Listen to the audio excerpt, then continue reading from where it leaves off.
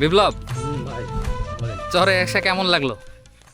ভালো লাগলো আসলে, আমি তো কখনো এরকম চরে আসা হয়নি আমার আচ্ছা লাইফে, ফার্স্ট আপনার সাথে আসলাম, আর একবার আমার বন্ধুর সাথে গেছিলাম, তো ওখানে যেহেতু সেরকম এরকম ফিলিংস পাইনি। আচ্ছা। বাট আজকে বুঝতে পারলাম আসলে চর ভালো জায়গা, খারাপ না। ওখানকার মানুষজন যা বুঝলাম খারাপ না, আল্লাহর রহমতে অনেক ভালো। ঠিক আছে, কি আমারও ভালো লাগলো। নেক্সটে যদি আবার সুযোগ পাই ইনশাল্লাহ অবশ্যই আসবো। যাই হোক বন্ধুরা, এবার বিপ্লবের মতামত খুবই ভালো ছিল, কারণ গতবারে নিয়ে আসছিলাম আরেক ছোট ভাইরে, তো সে সে বিপদে পড়ছিল, কারণ তখন এমন অবস্থা ছিল যে পুরা বালি আর বালি চারিদিকে। বাইক নিয়ে বাইক আসতে পারিনি এত দূরে, প্রায় আমাদের 2 কিলোর মতো হাঁটা লাগছিল।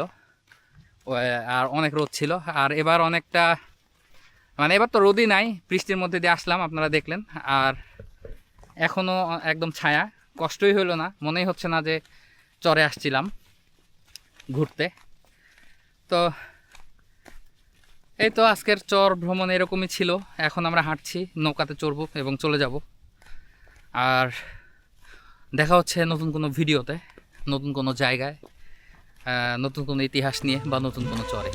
ততক্ষণ পর্যন্ত সবাই ভালো থাকবেন, সুস্থ থাকবেন। আসসালামু আলাইকুম।